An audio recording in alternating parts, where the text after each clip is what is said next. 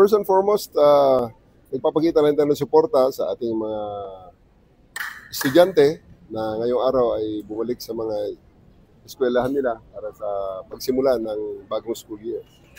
Pero ang pag-inspection actually ay dinelegate na natin sa ating mga district directors dito sa Metro Manila at sa kanilang mga station commanders. At sa ibang parte naman ng bansa ay inutusan na natin ang mga regional directors, provincial directors at ang mga chiefs of police na mag-coordinate sa mga school heads para sa kanilang mga security requirements. Actually, ang operation natin na ito, matagal na. Buwan na ito dahil nagsimula pa ito sa ating mga